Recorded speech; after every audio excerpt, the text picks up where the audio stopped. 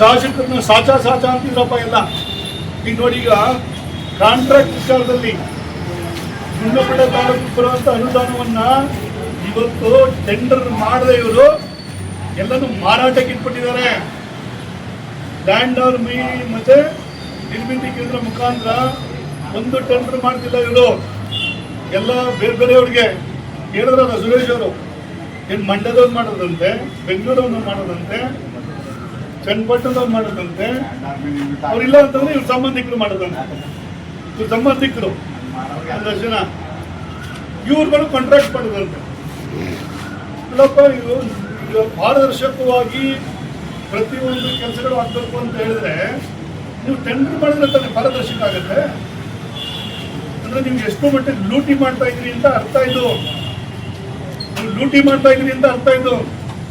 ಒಬ್ಬ ಅಧಿಕಾರಿ ನಮ್ಮ ತಾಲೂಕಿನಲ್ಲಿ ದುಡ್ಡಿಂದ ಬಂದಿರುವಂತ ಅಧಿಕಾರಿ ತೋರಿಸ್ಬಿಡ್ಲಿ ಅಂತ ನೋಡ್ತೀನಿ. ಒಬ್ಬ ಅಧಿಕಾರಿ ಇವತ್ತು ದುಡ್ಡಿಂದ ಬಂದಿಲ್ಲ ಈ ತಾಲೂಕಲ್ಲಿ. ಇನ್ನು ಜನಗಳು ಕೆಲಸ ಮಾಡುವಂತಂದ್ರೆ ಏನ್ ಮಾಡ್ತಾರೆ? ದುಡ್ಡಿಂದ ಕೆಲಸ ಮಾಡುವಂತಂದ್ರೆ ಏನ್ ಮಾಡ್ಲಿಕ್ಕೆ ಸಾಧ್ಯ? ಅವನು ಇವತ್ತು ಜನಸಾಮಾನ್ಯರು ಬಂದು ತಮ್ಮ ಕೆಲಸವನ್ನ ಸುಲಭವಾಗಿ ಮಾಡಿಕೊಂಡು ಹೋಗದೇ ಇರುವಂತ ಪರಿಸ್ಥಿತಿ ಬಂದಿದ್ದೋಗ್ಬಿಟ್ಟಿದೆ ತಾಲೂಕಲ್ಲಿ. ತಾಲೂಕು ಆಫೀಸ್ಗೆ ಬಂದು ದುಡ್ಡು ಕೊಟ್ಬಿಟ್ಟು ಮಾಡಿಸ್ಕೊಂಡು ಹೋಗ್ಬೇಕಿಲ್ಲಿ. ತಾಲೂಕು ಪಂಚಾಯತಿಗೆ ಬಂದು ದುಡ್ಡು ಕೊಟ್ಬಿಟ್ಟು ಹೋಗ್ಬೇಕಲ್ಲಿ. ನೀವು PDO ಹತ್ರಕ್ಕೆ ಬಂದು ದುಡ್ಡು ಕೊಟ್ಬಿಟ್ಟು ಮಾಡಿಸ್ಕೊಂಡು ಬರ್ಬೇಕಲ್ಲಿ. ಮುನ್ಸಿಪಾಲ್ಟಿಗೆ ಹೋದ್ರು ದುಡ್ಡು ಕೊಟ್ಬಿಟ್ಟು ಮಾಡಿಸ್ಕೊಂಡು ಬರ್ಬೇಕಲ್ಲಿ. ಒಬ್ಬ ದುಡ್ಡಿಂದ ಮಾಡ್ತೀನಿ ಅಂತ ಹೇಳಿದಂತವನ್ನ ಒಬ್ಬನು ತೋರಿಸ್ಬಿಡಿ ಮತ್ತೆ. ಈ ಪರಿಸ್ಥಿತಿ ತಾಲೂಕಿನಲ್ಲಿ ಅಧಿಕಾರಿಗಳು ಯಾವುದೇ ಕಂಟ್ರೋಲ್ ಇಲ್ಲದಂಗೆ ಆಗ್ಬಿಟ್ಟಿದ್ದಾರೆ. ಎಲ್ಲ ಲೂಟಿ ಮಾಡಕ್ಕೆ ಇಳಿದ್ಬಿಟ್ಟಿದ್ದಾರೆ. ಪ್ರತಿಯೊಬ್ಬರು ದುಡ್ಡು ಅಂತ ನಿಂತ್ಬಿಟ್ಟಿದ್ದಾರೆ. ಅಷ್ಟು ಲೂಟಿ ಮಾಡ್ಕೊಂಡಿದ್ದಾರೆ. ಆ ಥರದ ಮನಸ್ಥಿತಿಗೆ ಈ ಶಾಸಕರು ಹೊರಟೋಗ್ಬಿಟ್ಟಿದ್ದಾರೆ. ಈಗ ಯಾವುದೇ ಥರ ಜವಾಬ್ದಾರಿ ತಗೊಳಂಗಿಲ್ಲ, ರೈತರಿಗೆ ಕಷ್ಟ ಕೇಳಂಗಿಲ್ಲ. ಜನಸಾಮಾನ್ಯರು ಇಲ್ಲಿ ಬಂದರೆ ಒಬ್ಬ ಕಷ್ಟ ಅವ್ರ ಕೆಲಸ ಆಗಂಗಿಲ್ಲ. ಇನ್ನೇನಕ್ಕೆ ಬೇಕಿಲ್ಲಿ ಒಬ್ಬ MLA ಅಂತ ಏನಕ್ಕೆ ಬೇಕಾಗಿದೆ ಇಲ್ಲಿ ಅಂತಂದ್ರೆ, ಯಾವುದಕ್ಕೂ ಜವಾಬ್ದಾರಿ ಇದ್ದಂಥವ್ರು ನಿಮ್ಮ ಅವಶ್ಯಕತೆ ಏನಂತಂದ್ರೆ, ನನ್ನ ಕೋಟಿಗಟ್ಟಲೆ ಬಾಡಿಗೆ ಬರ್ತದೆ, ನನಗೆ ಅದಕ್ಕೆ ರಾಜಕಾರಣ ಅಂತ ಮಾತಾಡ್ತಾರಂತೆ, ನಾನು ಉದ್ಯಮಿ ಅಂತ ಹೇಳ್ತಾರಂತೆ. ನಾಚಿಕೆ ಆಗ್ಬೇಕಪ್ಪ. ಇದು ನಾಚಿಕೆ ಪಡುವಂತ ಸಂಗತಿ. ರಾಜಕಾರಣಕ್ಕೆ ಅವನನ್ನು ಬಲವಂತ ಮಾಡಿ ತಗೊಂಡು ನಿಲ್ಸೋಣ ಇಲ್ಲಿ.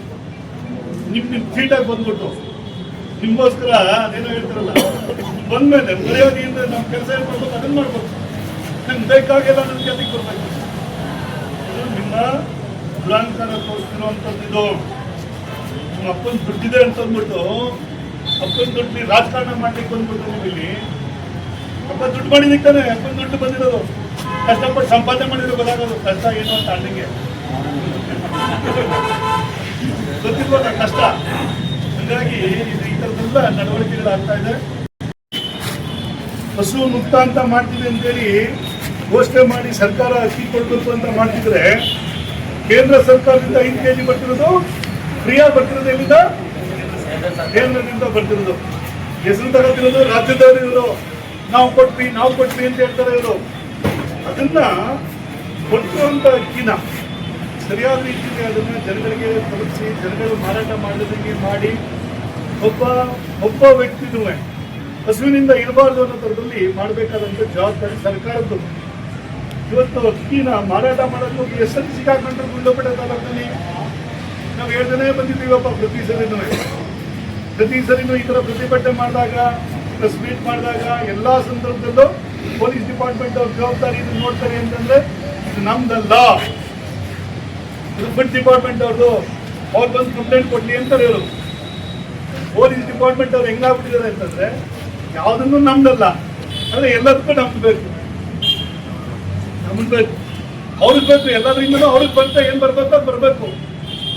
ಆದರೆ ಯಾವುದಕ್ಕೂ ಜವಾಬ್ದಾರಿ ಅವರಲ್ಲ. ಈ ಕಡೆಯಲ್ಲಿ ಅಕ್ಕಿ ಕೆಲಸಗಾರಿಕೆ ಆಗ್ತಾ ಇದೆ. ಇಲ್ಲಿ ಲ್ಯಾಟ್ರಿ ಕೇರಳದಿಂದ ಇನ್ನೊಂದು ಕಡೆಯಿಂದ ಲ್ಯಾಟ್ರಿ ನಮ್ಮನ್ನ ಹಿಡಿದು ಒಬ್ಬರನ್ನ ಸದ್ಯ ಬಗ್ಗೋದೆ ಒಬ್ಬೊಬ್ಬರನ್ನ ಅವ್ರು ಹಿಡ್ತಾವ್ರು ತೋರ್ಸಕ್ಕೆ ನಾವು ಇದೀವಿ ಅಂತ ತೋರ್ಸಕ್ಕೆ. ಲ್ಯಾಟ್ರಿ, ಗಾಂಜಾ, ದನದ್ದು ಪ್ರಾರಂಭಿಸಿದೆ ಅಂತ ಸುದ್ದಿ. ಈಗ ದನ ಇವತ್ತು ಹೆಗ್ಗಿಲ್ದಂಗೆ ಹೋಗ್ತಾ ಇದೆ ಅಂತೇಳಿ ಇವತ್ತು ಕೇರಳಕ್ಕೆ ಕಲ್ಲು ಕಳಿಸಿರುವಂಥವ್ರು ಎಷ್ಟು ನಿಜವಾಗ್ಲೂ ಬಾಯಿ ಬಡ್ಕೊಂಡಿದ್ದಲ್ಲ ಪಾಪ, ಬಾಯಿ ಬಡ್ಕೊಂಡಿದ್ದಲ್ಲ ಪಾಪ. ಕೇರಳಕ್ಕೆ ದಿನಕ್ಕೆ 300 ಲಾರಿ. ಏನು ಹುಡುಗಾಟನ ಇದು? ಏನಾಗಬೇಕು ನಮ್ಮ ಸಂಪತ್ತು ಏನಾಗಬೇಕು ಅಂತ ಗುಂಡ್ಲುಪೇಟೆ ತಾಲೂಕಿನ ಸಂಪತ್ತನ್ನ ತೆಗೆದು ಲೂಟಿ ಮಾಡಿ ನೀವು ಕೇರಳಕ್ಕೆ ಕೊಡ್ತಿದ್ದೀರಿ ಅಂತಂದ್ರೆ ಅರ್ಥ ಏನಂಗಂದ್ರೆ ನಿಮ್ಗೆ ಬರೀ ನಿಮ್ಮ ದುಡ್ಡು ಬಂದ್ಬಿಟ್ರೆ ಸಾಕಂಗಂದ್ರೆ ಏನು ಈ ಚುನಾಯಿತ ಪ್ರತಿನಿಧಿಗಳಿಗೆ ಅವ್ರಿಗೆ ದುಡ್ಡು ಬಂದ್ಬಿಟ್ರೆ ಸರ್ ಅವ್ರಿಗೆ ಏನ್ ಬೇಕಾದ್ರೂ ಮಾಡ್ಬಿಡ್ಬೋದು ಅಂತಂದ್ರೆ ಆಗ್ಬಿಟ್ಟಿದ್ದಾರ ಅಂತ ಇಲ್ಲಿ ಶಾಸಕರು ಸುಮ್ಮನಿದ್ದಾರೆ ಅಂತಂದ್ರೆ ಅರ್ಥ ಏನು? ಶಾಸಕರಿಗೂ ದುಡ್ಡು ಹೋಗ್ತಿದೆ ಅಂತಾನೆ ಅರ್ಥ. ಅದು ಎಷ್ಟು ದಿನ ಅಂತ ನಾವು ಸುಮ್ಮನೆ ಈ ಭಾಗದಿಂದ ಒಬ್ಬ MLA ಒಂದು ಧ್ವನಿ, ಹೌದಪ್ಪ ಮಳೆ ಇಲ್ಲ, ಇವತ್ತು ರೈತ ಕಷ್ಟದಲ್ಲಿದ್ದಾನೆ, ಬರ ಅಂತ ಘೋಷಣೆ ಮಾಡಬೇಕಾಗಿದೆ ಅಂತೇಳಿ ಇವತ್ತು ಕೇಳುವಂತ ಧ್ವನಿ ಇಲ್ಲ. ಇವತ್ತು ಬರ ಘೋಷಣೆ ಮಾಡಬೇಕಾಗಿತ್ತು ಸರ್ಕಾರ. ಇಷ್ಟೊಳಗಡೆ ಬರ ಅಂತ ಘೋಷಣೆ ಮಾಡಿದ್ರೆ ಎಲ್ಲಿ ಪರಿಹಾರ ಕೊಡಬೇಕಾಗುತ್ತೆ ಅಂತ ಸರ್ಕಾರ ನನಗೆ ಖಜಾನೆಯಲ್ಲಿ ದುಡ್ಡಿಂದ ಇರೋದ್ರಿಂದ ಇವತ್ತು ಬರ ಅಂತ ಘೋಷಣೆ ಮಾಡ್ಲಿಕ್ಕೆ ಹೋಗ್ತಾ ಇಲ್ಲ. ಇಲ್ಲೇ ಬಿಜೆಪಿ ಸರ್ಕಾರ ಇದ್ದಾಗ ನಿಮಗೆ ಅನೇಕ ಜನಕ್ಕೆ ಅನುಭವಕ್ಕಿದೆ. ಬರ ಬಂದಂಥ ಸಂದರ್ಭದಲ್ಲೂ ಬರ ಪರಿಹಾರ ಕೊಟ್ಟಿತ್ತು. ಬೇರೆ ತುಂಬ ಮಳೆಯಾಗಿ ಅನೇಕ ಕಡೆ ಮಳೆಯಿಂದ ಫಸಲು ಹೊಡೆದಂಥ ಸಂದರ್ಭದಲ್ಲಿ ಆ ಫಸಲುಗಳಿಗೂ ಪರಿಹಾರ ಕೊಡ್ತು. ಎಕರೆಗೆ 25,000 ರೂಪಾಯಿ, ಎಕರೆಗೆ 25,000 ರೂಪಾಯಿ ಕೊಡ್ತು. ಮಳೆ ಜಾಸ್ತಿಯಾಗಿ ಮನೆಗಳು ಬಿದ್ದೋದಂತ ಸಂದರ್ಭದಲ್ಲಿ ಮನೆಗಳಿಗೆ 55,000 ರೂಪಾಯಿ ಎಲ್ಲಾ ಜನಕ್ಕೆ ಕೊಟ್ಟು ಬಂತು. ಈ ತರ ಬಿಜೆಪಿ ಸರ್ಕಾರ ಇದ್ದಾಗ ಮಾಡ್ತಾರಪ್ಪ. ಕಾಂಗ್ರೆಸ್ ಸರ್ಕಾರ ಲೂಟಿ ಸರ್ಕಾರ, ಎಲ್ಲದಕ್ಕೂ ಲೂಟಿ ಮಾಡೋಂಥದ್ದು ಮಾಡ್ತಾ ಇದ್ದೀರಿ ನೀವು ಅಟ್ಲೀಸ್ಟ್ ಜನಗಳ ಪರವಾಗಿ, ರೈತರ ಪರವಾಗಿ ಇಂಥ ಸಂದರ್ಭದಲ್ಲಾದ್ರೂ ನಿಲ್ಬೇಕಲ್ವಾ? ಬರುವಂತ ಘೋಷಣೆ ಮಾಡ್ಬೇಕಲ್ವಾ? ಬರೀ ಪರಿಹಾರ ಕೊಡ್ಬೇಕಲ್ವಾ? ಇವತ್ತು ಏನು ಪ್ರಿಕಾಷನ್ ಇದೆ ಅಂತ ಬಂದಿದೆ ತಾಲೂಕು ಆಡಳಿತಕ್ಕೆ ಜವಾಬ್ದಾರಿನೇ ಇಲ್ಲ. ಇಲ್ಲಿ ಒಂದು ಮೇವು ಸಂರಕ್ಷಣೆ ಮಾಡಿದಾರ, ಸ್ಟೋರ್ ಮಾಡಿದಾರ, ಸ್ಟಾಕ್ ಮಾಡಿದಾರ. ಇನ್ನೇನು ಮೇವು ಕೊಡ್ತಾ ಇರುತ್ತೆ, ಕುಡಿಲಿಕ್ಕೆ ನೀರು ಸಿಗ್ತಾ ಇಲ್ಲ. ಜಾನುವಾರುಗಳಿಗೆ ಕುಡಿಯೋಕೆ ನೀರು ಏನ್ ಮಾಡ್ತಾ ಇದ್ರಿ? ಇಲ್ಲಿ ಮೇವು ಕೇಂದ್ರಗಳನ್ನ ತೆರೀಲಿಕ್ಕೆ ಏನಾದ್ರು ಪ್ಲಾನ್ ಮಾಡ್ಕೊಂಡಿದ್ರೆ ನೀವು? ಯಾವುದೇ ತರದ ಮುಂದಾಲೋಚನೆಗಳು ಇಲ್ವೇ ಇಲ್ಲ. ಮಳೆ ಆಗ್ತಿಲ್ಲ, ಜಾನುವಾರುಗಳು ಅಕಸ್ಮಾತ್ ಜಾನುವಾರುಗಳು ಸಾಯುವಂತ ಪರಿಸ್ಥಿತಿ ಬಂದ್ರೆ ನೀವೇನ್ ಮಾಡ್ತೀರಿ? ನೀವು ಮೇವು ಸಿಗ್ತಾ ಇಲ್ಲ ಎಲ್ಲ ಕಡೆ, ಅನೇಕ ಕಡೆ. ಇಲ್ಲಿ ಮೇವು ಬ್ಯಾಂಕ್ ಮಾಡಿದಿರ ನೀವು? ಇಲ್ಲಿ ಉಸ್ತುವಾರಿ ಮಂತ್ರಿಗಳಾಗಿ ಘೋಷಣೆ ಆದ್ರು, ಆ ಮಂತ್ರಿ ತಿರುಗಿ ನೋಡಿಲ್ಲ, ಪಾರ್ಟಿ ತಿರುಗಿ ನೋಡಿಲ್ಲ. ಅವರು ಜಪಕ್ಕಳಿಗೆ ಇವರುಗಳಿಗೆ ಮಂತ್ರಿ ಬೇಕು, ಉಸ್ತುವಾರಿ ಬೇಕು. ಹಿಂದೆ ಇದ್ದಂತ ಮಂತ್ರಿನೂ ಒಂದಿನ ಸರಿಯಾದ ರೀತಿಯಲ್ಲಿ ಬಂದು ಇಲ್ಲಿ ಆಡಳಿತ ಮಾಡಲಿಲ್ಲ. ಈ ಘೋಷಣೆ ಆಗಿರೋ ಮಂತ್ರಿನೂ ಅವರು ಬರಲಿಲ್ಲ. ಸಂಸದರಂತೂ ಬಿಡಿ ನಾಪತ್ತೆ, ಅದು ಸಂಸದರು ಇದ್ರಲ್ಲಿ ನಾಪತ್ತೆ. ಈ ತರದ ಪರಿಸ್ಥಿತಿ ಎಷ್ಟು ಮಟ್ಟಿಗೆ ಆಗ್ಬಿಟ್ಟಿದೆ ಅಂದ್ರೆ ಗುಂಡ್ಲುಪೇಟೆಯಲ್ಲಿ ನಿಮಗೆ ಗುಂಡ್ಲುಪೇಟೆ ಲೂಟಿ ರಾಜ್ಯ ಆದಂಗೆ ಆಗ್ಬಿಟ್ಟಿದೆ, ಲೂಟಿ ಕ್ಷೇತ್ರ ಆದಂಗೆ ಆಗ್ಬಿಟ್ಟಿದೆ. ಎಲ್ಲ ಕಡೆನೂ ಲೂಟಿ ಮಾಡಂಗೆ ಆಗ್ಬಿಟ್ಟಿದ್ದಾರೆ. ನೋಡಿ, ಉದಾಹರಣೆಗೆ ನಿಮಗೆ ಮೊನ್ನೆ ಅಕ್ಕಿ ಸೀಸ್ ಮಾಡಿದ್ರೆ ಇಲ್ಲಿ ಅದನ್ನ ಕಾಂಗ್ರೆಸ್ ಸರ್ಕಾರಕ್ಕೆ, ಅಭಿವೃದ್ಧಿ ಮಾಡದ ಭ್ರಷ್ಟ ಕಾಂಗ್ರೆಸ್ ಸರ್ಕಾರಕ್ಕೆ, ತಾಲೂಕಿನಲ್ಲಿ ಅಭಿವೃದ್ಧಿ ಕುಂಠಿತ ಮಾಡುತ್ತಿರುವ ಶಾಸಕರಿಗೆ ಭಾರತ್ ಮಾತಾ ಕಿ ಭಾರತ್ ಮಾತಾ. ಕಾಂಗ್ರೆಸ್ ಸರ್ಕಾರಕ್ಕೆ ಗುಂಡ್ಲುಪೇಟೆ ತಾಲೂಕನ್ನು ಬರಪೀಡಿತ ಎಂದು ಘೋಷಣೆ ಮಾಡದ ಭ್ರಷ್ಟ ಕಾಂಗ್ರೆಸ್ ಸರ್ಕಾರಕ್ಕೆ, ಭ್ರಷ್ಟ ಕಾಂಗ್ರೆಸ್ ಸರ್ಕಾರಕ್ಕೆ ನೀವೇ ಷೇರುದಾರರಿಗೆ ಬಂಡವಾಳ ಹಾಕಿದ್ರೆ ಹೇಳಿ ನಾವು ಕೇಳದೆ ಕೊಡ್ತೀವಿ. ಹಂಗಾರೆ ಹಾಳು ಬಿದ್ದಾಲೆ ಗುಂಡ್ಲುಪೇಟೆ ತಾಲೂಕು ನಿಮ್ಮ ಯೋಜನೆ ಗುಂಡ್ಲುಪೇಟೆ ತಾಲೂಕು ಹಾಳು ಮಾಡಬೇಕಂತ ಯೋಜನೆ ಮುಂದಾಗಿದ್ರೆ ಅದಕ್ಕೂ ನಾವು ಕೇಳದೆ ಕೊಟ್ಬಿಡ್ತೀವಿ.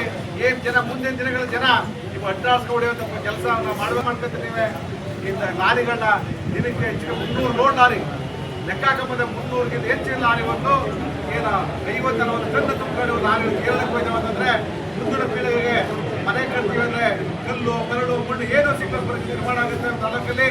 ಆದ್ರೆ ಇಂಥ ಒಂದು ಕೆಟ್ಟ ಬೆಳವಣಿಗೆಯನ್ನ ಹಣ ಮಾಡಕ್ ಹೋಗ್ಬೇಡಿ. ನಿಮ್ಮ ತಂದೆ ಕೋಟ್ಯಾಂತರ ರೂಪಾಯಿ 1,000 ಕೋಟಿ ಮಾಡ್ಕೊಂಡದನ್ನ ಅವರು ಪಾಪ ಅನುಭವಿಸಕ್ಕಾಗ್ಲಿಲ್ಲ. ನೀವು ಮುಟ್ಟೋಗಿದ್ರದನ್ನ ಒಳ್ಳೇದ ಉಪಯೋಗ ಮಾಡಿ ಅದನ್ನ ಈ ಒಂದು ಕೆಟ್ಟ ಚಾಳಿನ ಬಿಟ್ಟು ಆ ಕೆಟ್ಟ ಪ್ರವೃತ್ತಿಯ ಗಣೇಶ ಹೊಂದಿದ್ದಾರೆ. ಜೊತೆಗೆ ಮುನ್ಸಿಪಲ್ಗೆ ಪುರಸಭೆ ಅಭಿವೃದ್ಧಿಗೆ 5 ಕೋಟಿ ಬಂದವರು 5 ಕೋಟಿ ಇಲ್ಲ ಇಲ್ಲಿಂದ ಲ್ಯಾಂಡ್ ಆರ್ಮಿ ಕೆಲಸ ಮಾಡಿದವರು ಬೆಂಗಳೂರಿಗೆ ಬಂದು ಕೆಲಸ ಮಾಡ್ತಾವನ್ನ ಮಾಡಕ್ಕಾಗಿದೆ. ಈ ತರ ಪ್ರತಿಯೊಂದು ಅಭಿವೃದ್ಧಿಯನ್ನು ಇದರಲ್ಲಿ ಇವರು ಹಣವನ್ನು ಲೂಟ್ ಮಾಡ್ಕೊಂಡು ನಾವು ನಮ್ಮ ಕುಟುಂಬದ ಅಭಿವೃದ್ಧಿ ಮಾಡ್ತಾ ಇರೋ ಹೊತ್ತು ತಾಲೂಕಿನ ಅಭಿವೃದ್ಧಿಗೆ ಚಿಂತಿದ್ದು ಕಾಳಜಿ ವಹಿಸ್ತಾ ಇಲ್ಲ. ಇಲ್ಲಿ ಉದಾಹರಣೆಗೆ ನೀವೊಂದು OAP ಇರ್ಬೋದು, ಆಮೇಲೆ ವಿಧವಾ ವೇತನ ಇರ್ಬೋದು, ಅಂಗವಿಕಲರಿಗೆ 28,000 ಜನಕ್ಕೆ ಇವತ್ತು ನಮಗೆ 3-4 ತಿಂಗಳಿಂದ ಈ ಒಂದು ವೇತನ ಬರ್ತಾ ಇಲ್ಲ. ಅವರ ಗೋಡನ್ನ ಕೇಳೋರು ಯಾರು? ಯಾವ ಜನ ವಸಿಮತಿ ಆಯ್ತಾ ಎಷ್ಟೋ ನೊಂದ ಮತ್ತು ಬಡ ಜನ ಅವಲಂಬಿತರಾಗಿದ್ದವ್ರಿಗೆ ಇವತ್ತು 3-4 ತಿಂಗಳಿಂದ ಹಣ ಬಿಡುಗಡೆ ಆಗಿಲ್ಲ. ಇದನ್ನು ಕೇಳೋರು ಯಾರಿಲ್ಲ. ಸ್ಥಳೀಯ ಶಾಸಕರ ಕೆಲಸ ಏನಿದು? ಜೊತೆಗೆ ಯಾವುದೇ ಒಂದು ಅಭಿವೃದ್ಧಿ ಕಾಣದೆ ಗುಂಡ್ಲುಪೇಟೆ ತಾಲೂಕು ಬಹಳ ಕುಂಠಿತವಾಗಿದೆ. ನಮ್ಮ ಮಾದೇಶ ಹೇಳಿದಂಗೆ ಈ ಒಂದು ಕೆರೆ ನೀರನ್ನ ನಿಲ್ಲಿಸಿದ್ರೆ ಇವತ್ತೆಲ್ಲ ಸಮೃದ್ಧಿಯಿಂದ ಒಂದು ಜೀವನ ಮಾಡ್ತಕ್ಕಂಥ ಪ್ರವೃತ್ತಿತ್ತು. ಈಗೆಲ್ಲ ಅವರೆಲ್ಲ ಹೊರ ಜಿಲ್ಲೆಗಳಿಗೆ ಏನು ಯಡಿಯೂರಪ್ಪ ನೀರು ಬರೋಕ್ಕೂ ಮುಂಚೆ ಈ ಹೊರ ಜಿಲ್ಲೆ ಹೊರ ರಾಜ್ಯಕ್ಕೆ ಗೋಡೆ ಹೋಗ್ತಾ ಇದ್ರು, ಕೇರಳ ತಮಿಳುನಾಡು ಕೊಡುವಂತ ಹೋಗ್ತಾ ಇದ್ರು. ಇವು ಅದೇ ಪರಿಸ್ಥಿತಿ ಇವತ್ತು ಗಣೇಶ್ MLA ಆದ್ಮೇಲೆ ಪುನಃ ಗುಳೆ ಹೋಗ್ತಾ ಪರಿಸ್ಥಿತಿ ಇವತ್ತು ನೋಡಿದರೆ ಇವರ ಕಾರ್ಯಕ್ರಮ ಇವತ್ತು ನಮ್ಮ ಈ ಭಾಗದಲ್ಲಿ ಏನು ಉತ್ತಮ ಶ್ರಮ ಪಟ್ಟು ಬೆಳೀತಕ್ಕ ನಮ್ಮ ಜನ ಉತ್ತಮ ಬೆಳೆಯನ್ನು ತೆಗೆದವರು ಈ ಕಡೆ ಒಂದ್ ಕಡೆ ನೀರಿಲ್ಲ, ನೀರಿನ ಪೈಪ್ ಎತ್ಕೊಂಡು ಮಾಡ್ಕೊಂಡು ಬೋರ್ ಹಿಂಗೋಗಿದಲ್ಲಿ ಅಲ್ಲಿಗೆಲ್ಲ ಕೂಡ ಹೊಸ ಬೋರ್ ನೀರು ಬರ್ತಾ ಇಲ್ಲ. ಏನು ಕಡಿಮೆ 4-5 ಓಡ್ತಿದಾವೆಲ್ಲ 15-20 ಓಡ್ತಾ ಹೋಗ್ತವೆ, ಅದಕ್ಕೂ ನೀರು ಖಾಲಿ ಆಗ್ತದೆ. ಅದೊಂದು ಕಡೆ ಆದರೆ ಈಗ ವಿದ್ಯುತ್ ಗಂಟ ಮುಚ್ಚಾಲೆ 5 ಗಂಟೆ ಕರೆಂಟ್ ಕೊಡದೆ ಹೊರತು 2 ಗಂಟೆ ಕರೆಂಟ್ ತೆಗೆಸವ್ರೆ. ಈ ಒಂದು ವಾರದಿಂದ ವಿದ್ಯುತ್ ಗಂಟ ಮುಚ್ಚ ನಡೀತಾ ಇದೆ. ಕೇವಲ 2 ಗಂಟೆ ಎಲ್ಲ ರೈತ ಬಾಂಧವರಿಗೆ ಕೊಡ್ತಾ ಇದ್ದ ಕೆಲಸ ಇವತ್ತು ರೈತರ ಹಗಲುಗಳಿಲ್ಲದೆ ಕಾಡಲ್ಲಿ ಜಮೀನಲ್ಲಿ ಕಾಡಂತೆ ಜಮೀನುಗಳನ್ನ ಕಾಯ್ದ ಪ್ರವೃತ್ತಿ ಆಗಿದೆ. ಅದು ಈ ತಾಲೂಕಿನ ಕೆಟ್ಟ ಬೆಳವಣಿಗೆ ಆಗಿದೆ. ಏನಾಗಿದೆ ಇವರಿಗೆ ನಾನೊಬ್ಬ ಗಣೇಶ್ ಬೇಡಪ್ಪ ನಾನೊಬ್ಬ ಉದ್ಯಮಿ ತಿಳ್ಕೊಂಡು ಉದ್ಯಮಿ ಆಗಿದೆ ಹೊರತಲ್ಲಿ ಜನಸಾಮಾನ್ಯರಿಂದ ವಿಶ್ವಾಸಕ್ಕೆ ನಂಬಿಕೆಗೆ ದ್ರೋಹವನ್ನು ಮಾಡ್ತಕ್ಕಂಥ ಕೆಲಸವನ್ನ ಇವತ್ತು ಗಣೇಶ್ ಮಾಡ್ತಾ ಇದ್ದಾರೆ. ಇನ್ನಾದ್ರೂ ಈಗ 3 ವರ್ಷ ಕಳೆದೋಗಿದೆ. ಕೇವಲ 1 ವರ್ಷ ಟೈಮಿನಲ್ಲಿ ಜನ ಹಳ್ಳಿ ಕಡೆ ಗ್ರಾಮೀಣ ಪಟ್ಟಣದ ಎಲ್ಲ ಕಡೆ ಚೀಕು ಇಂಥ MLA ರೂಢಿಯಿಂದ ಆಡ್ತಾ ಇದ್ದಾರೆ. ಇನ್ನಾದ್ರೂ ಎಚ್ಚರಿಕೊಂಡು ಈ ಭಾಗದ ರೈತರಿಗೆ ನೆರವಾಗ್ತದ ಕೆಲಸವನ್ನ ಮಾಡಿ ಏನು ವಿಧವಾ ವೇತನ ಅಂಗವಿಕಲ ವೇತನ ಅವ್ರಿಗೆ ಹಣವನ್ನು ಬಿಡುಗಡೆ ಮಾಡಿಸ್ಕೊಡಿ. ಇನ್ನು ಏನೀಗ ರೈತರಿಗೆ ನೆರವಾಗ್ತಕ್ಕಂಥ ಕೆಲಸವನ್ನ ನೀರನ್ನ ಕೆರೆಗಳು